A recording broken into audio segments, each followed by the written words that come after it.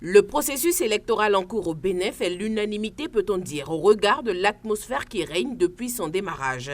Contrairement aux législatives de 2019 qui ont été marquées par des tensions du fait de l'exclusion de partis de l'opposition, celles de 2023 se dérouleront dans un climat meilleur. En effet, l'opposition est bel et bien représentée et la liste électorale informatisée a également reçu le consensus de tous. Des préalables à un scrutin inclusif auquel la population béninoise se prépare à participer dans la paix. Oui, mais comme vous le savez, depuis 5 ans, depuis 2016, bien sûr 6 ans, c'est la première fois. C'est la première fois qu'on donne la possibilité que l'opposition, la vraie opposition, a la possibilité de participer à un scrutin. Donc on peut dire à l'étape des choses que c'est ouvert, le scrutin est ouvert. Et nous y veillons que ce soit vraiment transparent. C'est à nous maintenant de jouer, de veiller à la sécurisation des résultats qui vont sortir des urnes le 8 janvier prochain. Si déjà des gens qui ont la possibilité de faire ce qu'ils veulent, quand ils veulent, crient déjà aux fraudes, alors là, attention, nous, membres de l'opposition, nous devons veiller à 100% pour que vraiment il n'y ait pas de fissure dans le résultat qui va sortir des urnes le 8 janvier 2023. On dit qu'il va à la guerre, prépare sa monture, oui, nous avons les moyens, pourquoi pas. Le peuple béninois est là pour nous accompagner. Il n'y a pas que l'argent. Il est temps d'éviter le problème d'argent dans les élections. Il est temps que les citoyens et les militants, les sympathisants puissent vraiment élire des responsables dignes de ceux qui vont les représenter, quel que soit le poste dans notre pays. Il faut qu'on bannisse l'argent nécessairement dans la politique. Il est temps de bannir ça. D'accord, il faut un peu d'argent pour faire les publicités, ce qu'il faut, mais l'argent pour acheter les consciences, là, c'est fini. Le peuple béninois est aujourd'hui mûr. 7 partis politiques prennent part au scrutin du 8 janvier prochain, dont ceux de l'opposition valablement représentés. Une première depuis 2016, dans la mesure où, en 2019, les élections législatives se sont soldées par des scènes de violence du fait de l'exclusion des partis de l'opposition. Les communales de 2020, bien qu'apaisées, n'ont pas moins souffert de controverses. L'échéance de 2023 apparaît donc aux yeux de la population comme un cadeau de nouvel an qu'elle souhaite libre et transparente. Oui, et nous pouvons affirmer aujourd'hui que les élections à venir sont inclusives.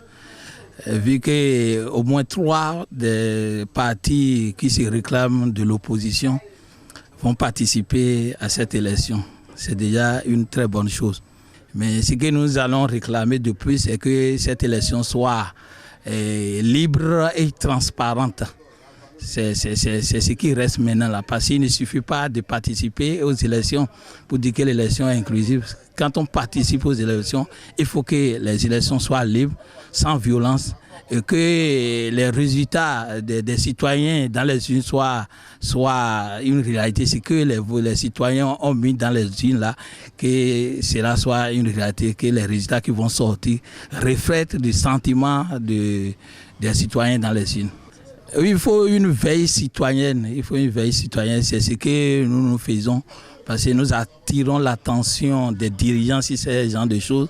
Puisque la paix n'est pas toujours un vain mot, dit-on, mais ce sont des comportements. Donc nous devons tout faire pour éviter des comportements qui peuvent nous amener à des dérives dans le pays et pour que la paix règne dans le pays. C'est ce que nous voulons. Une chose est de participer aux élections, une autre est de les remporter. Pour d'autres, les démocrates ont certes obtenu le quitus, mais ils doivent plus que jamais convaincre les Béninois à porter leur choix sur leur candidat. Les démocrates aujourd'hui, malgré tout ce qu'on dit, tout ce qu'on raconte dans la presse, on travaille pour en arriver là. Et on ne souhaite que ça. Donc cette fois-ci, on va laisser le jeu et voir ce qui va se passer. Parce qu'une fois de participer aux élections, une chose est de gagner. Et les élections seront inclusives, mais si les partis politiques ne travaillent pas, on va toujours revenir à la case de départ et continuer de dire que les élections ne sont pas inclusives. Donc ce que moi je souhaite est que chaque parti prenne conscience et savoir que c'est le travail sur le terrain qui va rendre les élections inclusives. On ne crie pas après que c'est le gouvernement, c'est telle institution qui n'a pas joué sa partition. Une fois que les élections sont ouvertes et que les partis politiques qui ont été arrêtés et qui doivent participer aux élections Je crois que c'est le travail qui compte. C'est le travail qui compte. Que tu sois avec le gouvernement, que tu sois dans l'opposition, à l'Assemblée nationale, c'est le pays qu'on défend. Donc, tous travaillent pour aller défendre le pays, pour aller parler au nom du peuple, pour aller voter les lois là-bas. Donc, les élections législatives doivent être comprises d'une autre manière, parce qu'il faut qu'on cesse de jeter le tort chaque fois sur le gouvernement. Parce que le gouvernement qui n'a pas fait ci, qui n'a pas fait ça, je vois qu'actuellement, on n'est plus à cette étape-là.